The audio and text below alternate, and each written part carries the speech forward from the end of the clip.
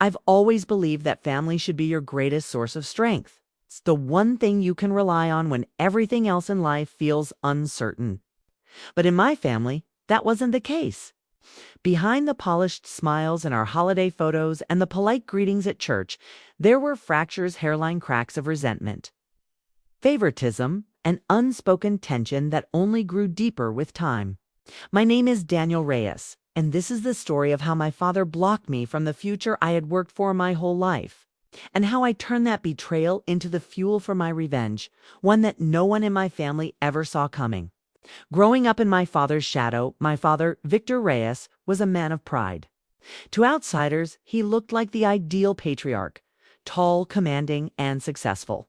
He had built his own construction company from scratch and liked to remind everyone of that fact at every family gathering. But living with him, you saw a different side. He was stern, rigid, and he measured every person in the family not by their kindness, not by their dreams, but by their usefulness to his vision. My older brother Marcus was the golden child. Athletic, charming, and obedient. He seemed to embody everything my father wanted in a son. Marcus followed Dad into the business, learned the ropes of construction management, and earned praise for simply echoing Dad's ideas. And then there was me. I wasn't like Marcus. I wasn't built for construction sites, heavy machinery, or boardroom handshakes. I was fascinated by ideas, technology, and building something not out of bricks and steel, but out of code and creativity. From the age of 13, I'd tinker with old computers, take apart phones just to see how they worked, and stay up until 3 a.m., teaching myself programming. Dad didn't understand that world. To him, anything that didn't involve sweat, dirt, and physical labor wasn't real work. So every time I showed him a project, I was proud of, like the app I built in high school that helped students exchange used textbooks. He'd wave it off. "That's cute, Daniel," he'd say with a smirk. "But one day you'll have to do real work, like your brother." Those words stuck like thorns. The college dream, if there was one thing that kept me going through those years of constant dismissal, it was the dream of college. Not just any college. I wanted to go to Emerson Tech. It's one of the top universities for entrepreneurship and technology in the state. I worked myself to the bone for it. Late nights coding, perfecting my GPA, loading up on AP classes, and taking part-time jobs just to save a little money on the side. I remember sitting in my tiny bedroom with my cracked laptop, feeling like every keystroke was a brick I was laying for my escape from under my father's shadow. And I got in. I still remember the day the acceptance letter came in the mail. My hands shook as I opened it. And when I read congratulations, my chest filled with something I hadn't felt in years: pride. Not my father's pride, my own. When I told my mom, she cried tears of joy and hugged me so tightly I could hardly breathe. My sister Isabella, who is younger than me and often caught in the crossfire of my dad's harshness, jumped up and down with excitement. But my father, he simply nodded. "Well," he said, sipping his coffee, "let's hope it's worth the investment." Even in my moment of triumph, his words cut me down. Cracks in the foundation. The closer it got to graduation, the more strained things became at home. I was applying for scholarships left and right, but I knew most of my tuition would have to come from my college fund, the one my parents had been saving since I was a child. Mom assured me that the money was there. She had mentioned it dozens of times over the years. "Don't worry, Daniel. We started your fund when you were born. You'll have what you need." So I focused on finals, on getting ready for the next chapter. But behind the scenes, something was already unraveling. Dad was growing impatient with me. Every time I spent an hour on my laptop, he accused me of wasting time.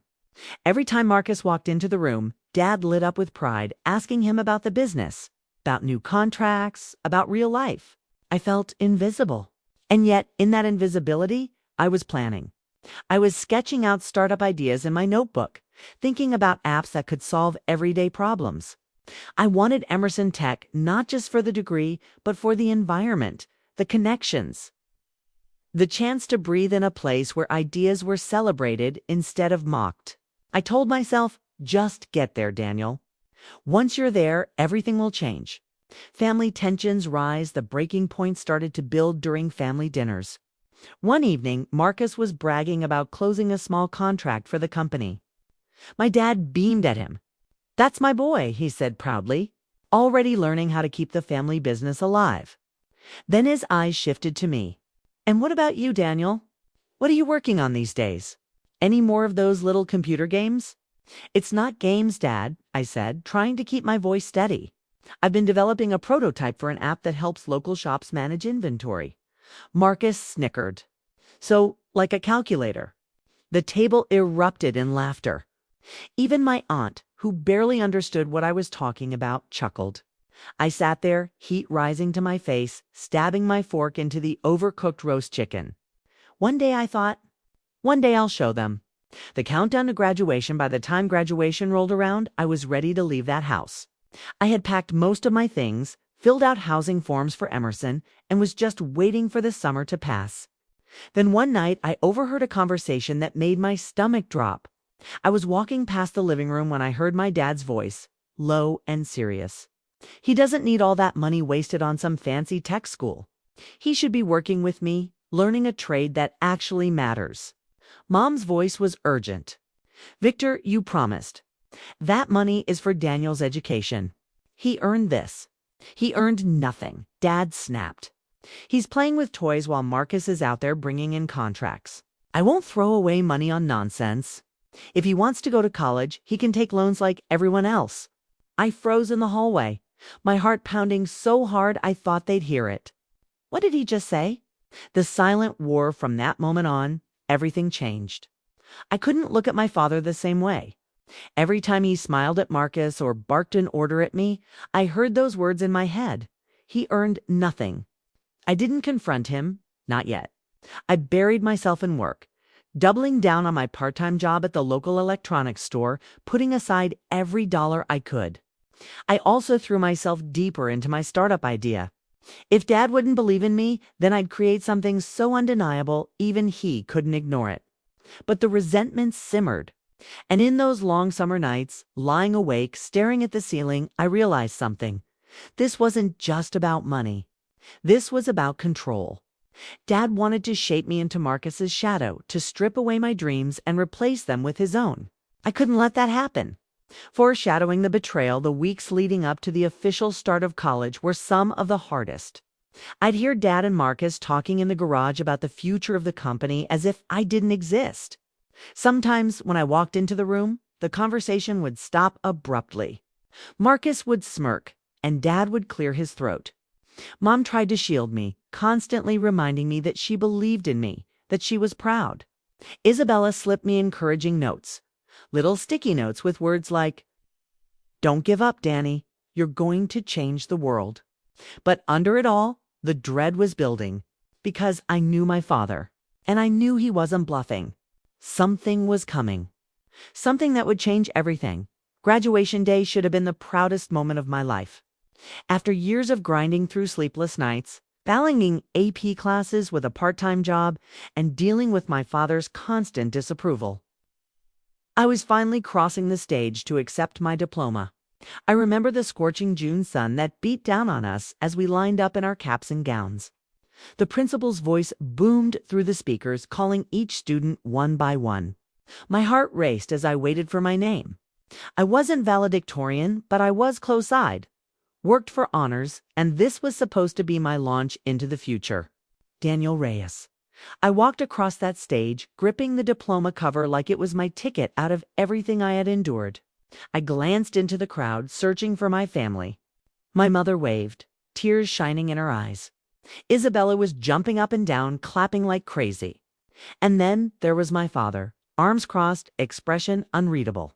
Not pride, not joy, just a flat stare.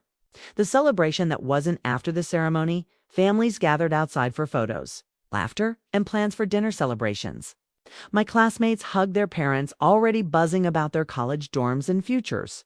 We went home instead. Dad insisted on keeping it simple. So instead of the dinner I had imagined with aunts and uncles congratulating me, we sat around our dining table with a store-bought cake that said, "Congrats, grad," in sloppy icing, Marcus, of course, dominated the conversation. Dad and I met with the city rep this morning, he said, cutting into the cake like it was his. Celebration. Looks like we'll be getting approval on the new site. Big win for the company. That's fantastic, Marcus, Dad said, clapping him on the back. See, that's the kind of achievement that really matters. Then his eyes shifted to me. And what about you, Daniel? You've had your fun at school. Now the real work begins. Mom tried to interject. Victor, let's just celebrate tonight. Daniel's worked so hard, but Dad cut her off. I'm just being realistic. College isn't a guarantee, and I don't want him wasting time chasing whatever it is he thinks he's doing with those computers. Everyone went quiet. I swallowed hard, pushing my fork into the dry cake, the sweetness turning bitter in my mouth. Why can't he just be proud of me, even for one night? The family gathering, the real humiliation, came 2 weeks later. My Aunt Teresa had organized a big family dinner to celebrate both Marcus's new role in the company and my graduation. Her house was filled with the smell of roasted pork and garlic bread. And laughter echoed through the hallways as relatives arrived. I should have been excited. This was supposed to be a shared celebration. But I had a knot in my stomach, an uneasy sense that something was about to happen. As the evening went on, everyone gathered in the living room. Teresa stood, glass of wine in hand. Let's raise a toast, she said warmly. To Marcus for stepping up in the family business, and to Daniel for getting into Emerson Tech. Everyone clapped politely. For a brief moment, I felt seen. But then my father cleared his throat. Actually, he said, his voice cutting through the room like a knife, I think we should be honest here. The chatter died instantly. Dozens of eyes turned to him.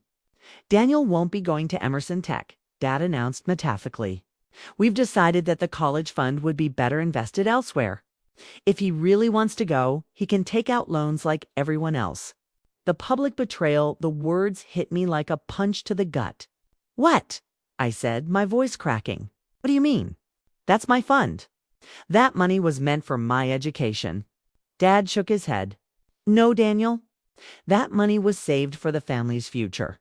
And right now, the future is the business. Marcus needs resources to expand, to keep us all secure. That's where the investment belongs. I could feel the room shift, relatives exchanging uncomfortable glances. Some trying to hide their shock, others clearly agreeing with Dad's logic. Marcus smirked. It's not personal, Daniel. It's just reality.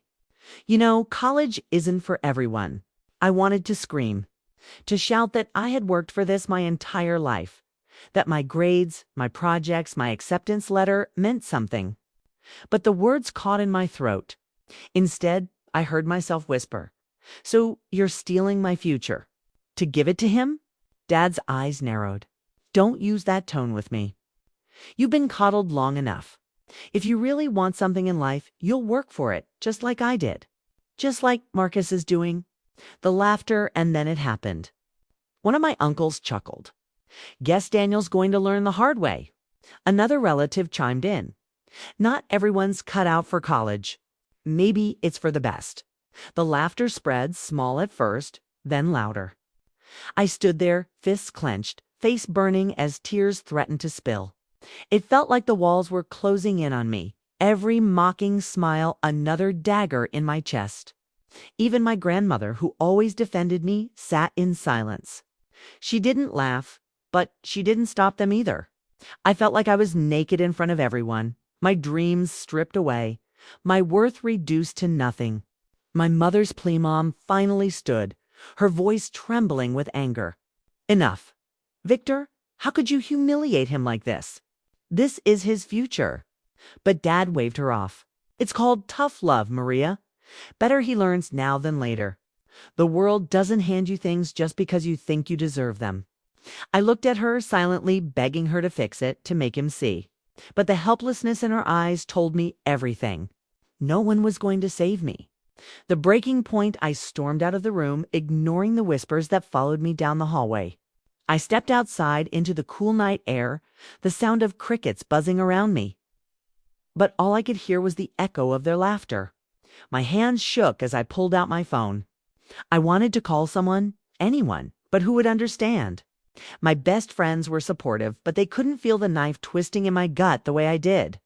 I sank onto the porch steps, burying my face in my hands. They've already written me off. To them, I'm nothing. Just the backup son, the disappointment. For the first time in years, I let myself cry. Silent, angry tears that soaked my graduation tie. But underneath the pain, something else was brewing. A fire. The vow when the door creaked open behind me, I didn't bother looking up. I knew it wasn't Dad. He didn't follow people to comfort them. It was Isabella. She sat beside me, slipping her small hand into mine. "I'm sorry, Danny," she whispered. "I heard what Dad said. It's not fair." I squeezed her hand, swallowing the lump in my throat.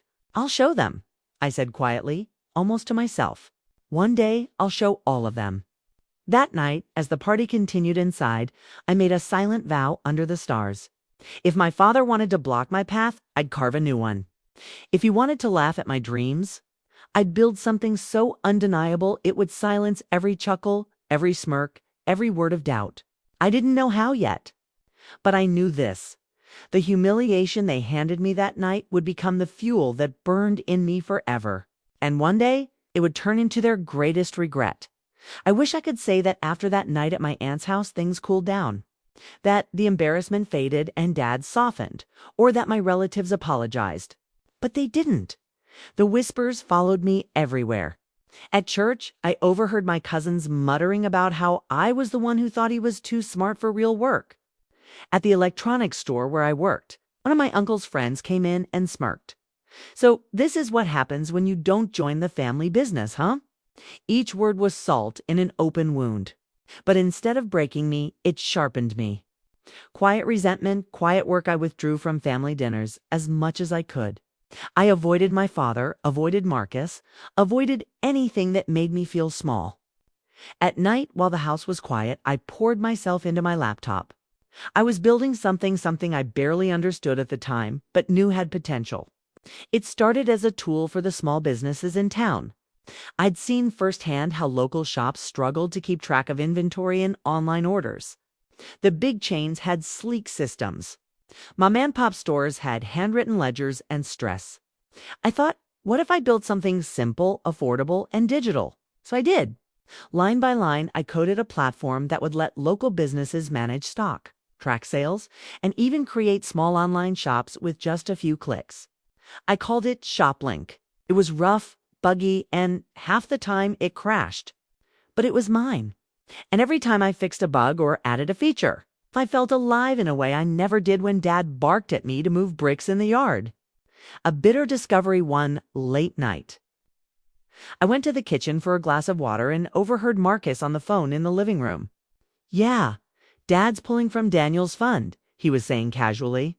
"Should cover the down payment for the new equipment. Honestly, I don't know why they even saved for him in the first place. Kid was never cut out for real life." My stomach dropped. Pulled from my fund?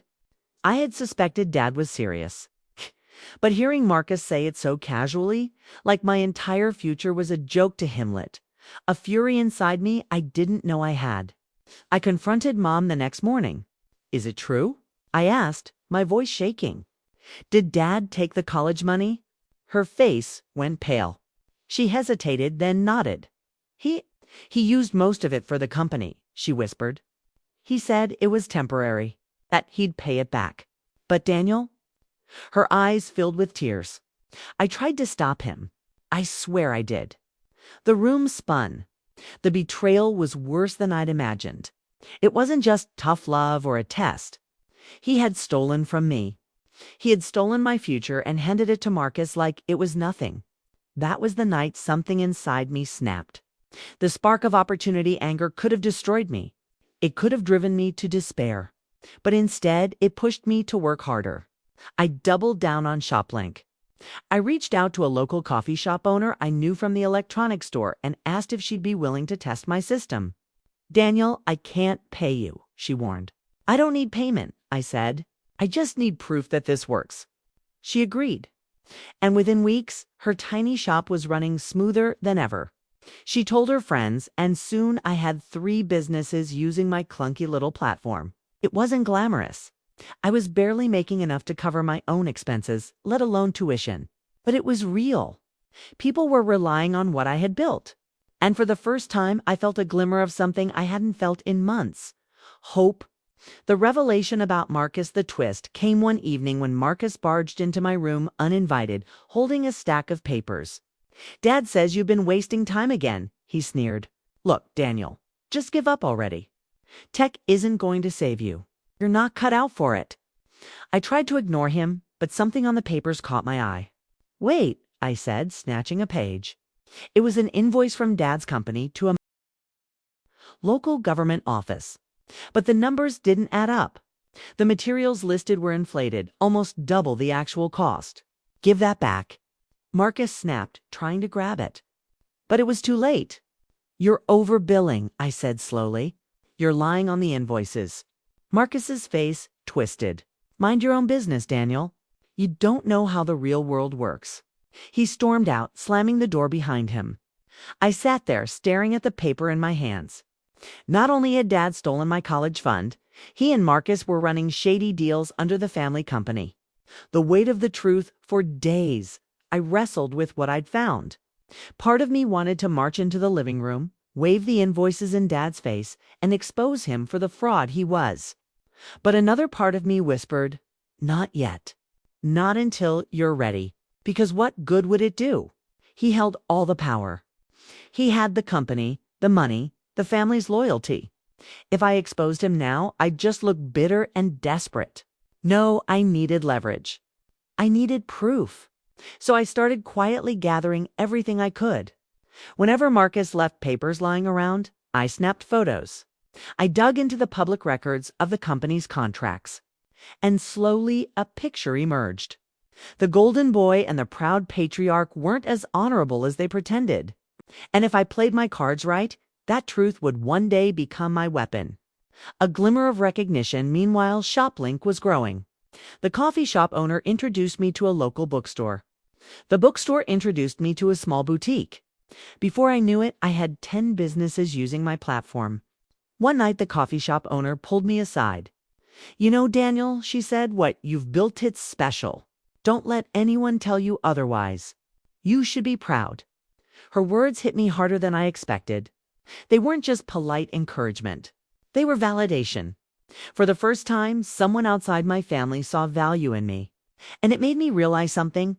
I didn't need Dad's approval. I didn't need Marcus's smirk. I didn't even need their stolen money. I could build my own future. The revelation within myself, the real twist, wasn't just what I discovered about Dad and Marcus. It was what I discovered about myself. For so long, I had believed the lie that I was lesser, that my worth depended on their validation. But working on ShopLink, seeing real people benefit from my creation, I realized the truth. I didn't need them. All those nights of humiliation, all the laughter, all the betrayal, it wasn't proof that I was worthless. It was proof that they were blind. And blindness has consequences. Seeds of the future. I wasn't ready to reveal everything yet. The time wasn't right. But I began planning. I started pitching ShopLink to small investors, building a network of users, refining the platform. I told myself, the day will come when they'll see. The day will come when the sun they mocked will stand taller than all of them. And deep down, I knew something else. When that day arrived, the secrets I had uncovered, the fraud, the lies, the betrayal would finally come to light. And my father's empire, built on arrogance and dishonesty, would crumble. I used to think justice was something that came from outside, like the universe, or karma, or fate. But the truth I learned is this. Justice is built, brick by brick, line of code by line of code, by people who refuse to accept humiliation as the final word. And I was ready to deliver it. ShopLink takes off by the time I was 19. ShopLink had grown from a half-broken idea on my laptop to a functioning platform with over 50 local businesses signed up. It wasn't just me anymore. A couple of computer science students from a nearby community college had joined me, working part-time to help fix bugs and add features. We weren't making millions, but we were generating real revenue. Enough to pay me, pay them, and reinvest in growth. And then came the email that changed everything. A mid-level investor from a venture capital firm in Boston had heard about ShopLink from one of our boutique clients. He wanted to meet. At first, I thought it was a scam. But when I walked into that sleek glass office pitch deck in trembling hands and presented my vision, I saw something I had never seen in my father's eyes: belief. 2 weeks later, ShopLink secured its first $250,000 seed investment. It wasn't billions, but it was enough to scale, to upgrade servers, to market ourselves, and to push into new regions. And most importantly, it was enough to pay for my tuition out of my own pocket. Buying my degree, I'll never forget the look on the bursar's face at Emerson Tech when I walked into the office and handed over a DOS. I dive and walk. I dollared a dolv. Like, you're gonna die. Like, look at this. And we all know, I've been exploring that. Pays it. Buy my degree, I'll never forget to cease. I'll need you all look up to sive teledies. I'll need see with C for see if they caught a weave. I see with the FFL, I do see if you want to use to see with the IT with can I do we see with I can like I decide to you to kasak you see with the for so you see if I see could we you kaside kayaka with I we got with I got cashier's check for the full year's tuition. No loans. She asked, eyebrows raised. No loans, I said, my voice steady. This is my investment team myself. When I walked out with my enrollment confirmed, I felt something crack inside me.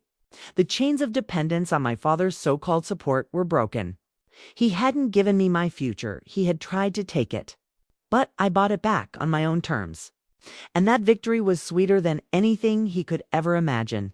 The opportunity for revenge while I was thriving, my father's company was beginning to crack. At first it was subtle, delayed payments. Quiet layoffs. Contracts that didn't quite deliver the profit margins he boasted about at family gatherings. I still had the evidence I'd collected: the inflated invoices, the shady deals, the quiet fraud hidden under the glossy image of Victor Reyes, self-made businessman. And I knew it was only a matter of time before the right opportunity came to bring it all into the light. The confrontation at Thanksgiving, that opportunity came during Thanksgiving. Every year, the family gathered at our house, and Dad insisted on carving the turkey himself, as though it symbolized his dominance over the family. That year, though, things were different. I had come home from Emerson Tech, not as the humiliated son, but as the founder of a growing startup that was already being featured in small business magazines. I wasn't just surviving, I was winning. But Dad didn't know the half of it. Dinner started as usual, Marcus bragging about new projects at the company, Dad chiming in about hard work, relatives nodding along like sheep. And then my Aunt Teresa, bless her bold heart, turned to me. "So, Daniel," she said, "we've been hearing about your app. ShopLink, right? How's that going?" The room went quiet. All eyes turned to me. I smiled. "It's going well. We just closed a second round of funding. About $500,000 this time." Forks froze midair. Glasses clinked as they were set down. Marcus's smirk faltered. Dad's jaw tightened. "That's impressive," Teresa said, eyes wide. "Yeah," I continued casually. "We've expanded into 3 states now. Over 200 businesses use our platform. We're projected to hit profitability next year." The silence was delicious. "The breaking point," Marcus scoffed. "Funding doesn't mean success. Half those startups crash in a year." I turned to him, my smile sharp. "Funny. That's what investors are saying about construction firms inflating invoices. You wouldn't know anything about that, would you?" The room went dead silent. Dad slammed his fist on the table. "Enough." But I wasn't done. I pulled out my phone, scrolling to the photos I'd kept, the invoices, the discrepancies, the proof. I tried to stay quiet, I said, my voice trembling but strong. I wanted to build my own path without tearing anyone else down. But since this family decided I wasn't worth an education, I had to learn the hard way. And what I learned is this: you've been stealing, Dad. You've been lying, Marcus. And I have the proof. Gasps echoed around the table. My mother's face went pale, her fork clattering onto her plate. Isabella stared at me with wide eyes, her mouth slightly open. Exposing the fraud, I laid it all out. The invoices, the contracts, the fake material costs. The evidence that Dad's so-called empire was built on fraud. "You took my college fund and gave it to Marcus," I said, my voice breaking. "And this is what you invested in." Lies, corruption. Dad's face was red with rage. "You don't know what you're talking about. That's business. That's survival." "No," I said firmly. "That's theft. That's fraud. And if I hand this over to the right people, your business is finished." The relatives shifted uncomfortably. No one laughed this time. No one smirked. For once, the humiliation wasn't mine. The fall, the aftermath was brutal. Within weeks, whispers spread through the community. Clients began pulling out of contracts. Investigations were launched. My father's company, once the pride of our family name, began to crumble under the weight of its own dishonesty. Marcus tried to salvage it, but he was in too deep. Every inflated invoice, every shady deal was a nail in the coffin. And me. I didn't have to lift another finger. The truth was enough to collapse them. The shift in power one evening, Dad confronted me in the driveway. His eyes, once cold and domineering, were bloodshot and desperate. "You think you've won?" he hissed. "You think some app makes you a man? You destroyed this family." I met his gaze without flinching. "No, Dad. You destroyed it when you stole from me. When you decided Marcus's future mattered more than mine. I just stopped covering for you." For the first time in my life, he had no response. Sweet vindication, what followed was a strange, almost surreal shift. Relatives who once mocked me now looked at me with awe. Old classmates who had laughed about me being the computer kid started messaging me on LinkedIn. Even my grandmother pulled me aside one Sunday after church and whispered, "I always knew you were different, Daniel. You were meant for more." It wasn't just about revenge anymore. It was about rewriting the story they had written for me. And I had done it. Standing tall by the time my sophomore year at Emerson began, ShopLink had grown into a legitimate startup with national buzz. We were hiring employees, securing larger clients, and preparing for a Series A round of funding. Dad's company, meanwhile, was a shadow of itself.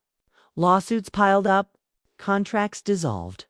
His pride, once unshakable, was now a husk of bitterness. And Marcus. He faded into obscurity, stripped of his golden boy shine. For the first time, I stood taller than both of them, not in arrogance, but in truth.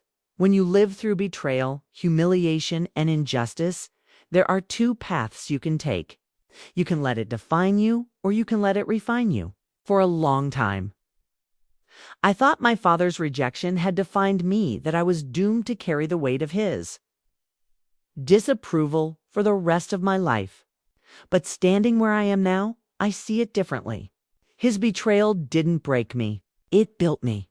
Looking back at the beginning, sometimes I still think about that night at Aunt Teresa's house, the laughter, the whispers, the sting of realizing my father had stolen my college fund. For years, I replayed it in my head, wishing I had shouted back, wishing I had defended myself. But now, I don't need to. The silence that once felt like defeat has become my strength. Because I didn't waste words, I built proof. I built a life. And no amount of humiliation could erase that. The state of the family in the months and years that followed the Thanksgiving confrontation. The Reyes family shifted in ways I never thought possible. Dad's company collapsed completely within 18 months. Investigations revealed patterns of overbilling, false reporting, and shady accounting practices that even Marcus couldn't cover up.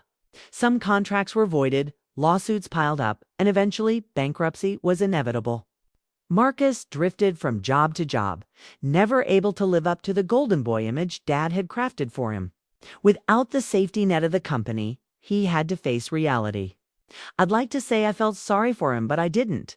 He had smirked at my pain, mocked my dreams, and benefited from stolen money. Karma had a way of evening the score. Dad, well, he became a shadow of himself. The booming voice, the commanding presence, The prideful man who once dominated every room, he was gone. He spent his days bitter, muttering about betrayal, refusing to admit his downfall was his own doing. And Mom, she finally found her voice.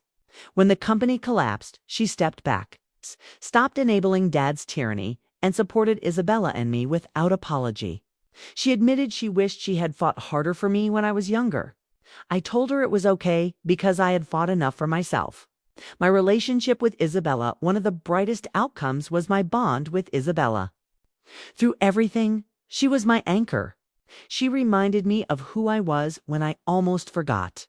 She still keeps that note she wrote me during high school, the one that said, "Don't give up, Danny. You're going to change the world." Sometimes when I'm deep in meetings, overwhelmed by the weight of running a company, I think about that note. And it reminds me, I didn't just prove Dad wrong. I proved Isabella right. Life at Emerson Tech. Emerson Tech wasn't easy.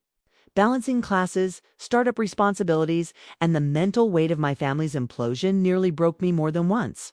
But every time I considered giving up, I remembered the night my father laughed at my dreams, the night my relatives joined in, the night my own family turned my future into a punchline. That humiliation became my rocket fuel. By junior year, ShopLink had expanded nationally. We closed a Series A funding round of $5 million, hired a team of 30 employees, and started integrating with larger retail chains. Suddenly, I wasn't just a college student. I was a CEO. Professors who once looked at me as just another freshman began inviting me to speak in their classes. Students who had no idea who I was started approaching me in the cafeteria asking for advice. And me, I stayed humble because I knew where I came from. I knew how fragile success could be. The day I saw my father again, one of the most surreal moments came during my senior year. I was leaving a networking event when I saw him. My father. He looked older, smaller somehow. His suit was wrinkled, his hair grayer.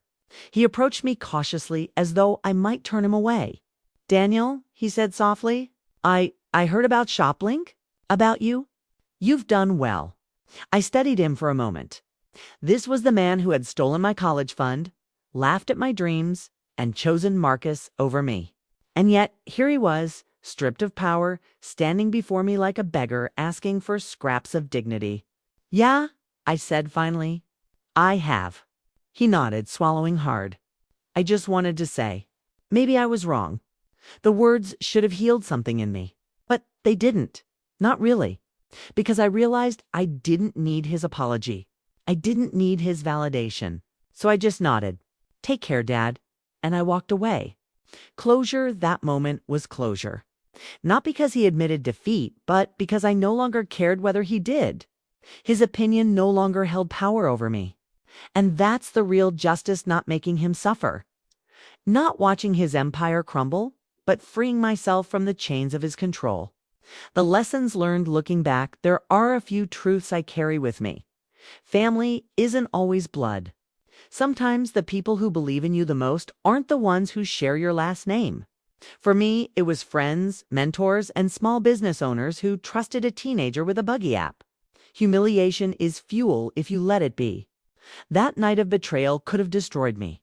Instead, it became the fire that lit my path. Revenge is best served through success.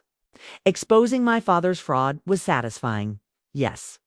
But the true victory was building a life so undeniable that no one could laugh at it. Where I am now, ShopLink, is no longer just a startup. It's a company with hundreds of employees, thousands of clients, and a reputation for empowering small businesses. I didn't just buy my degree. I bought my freedom. And every time I walk into our headquarters, every time I see a small shop owner thriving because of our platform, I remember where it all started. A stolen college fund, a humiliating dinner, and a vow under the stars that I would never let them define me again.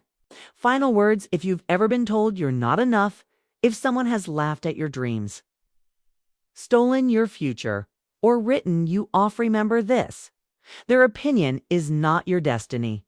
You can build your own path. You can turn their betrayal into your blueprint.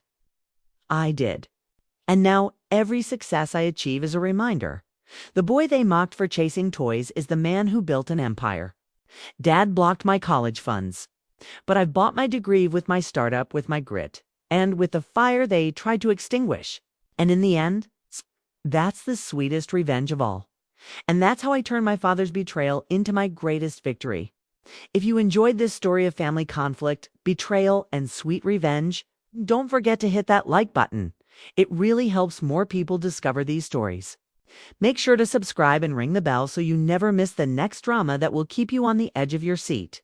And if you've ever faced betrayal yourself, drop a comment below. I'd love to hear your story. Until next time, thank you for watching, and remember, sometimes the best revenge is success.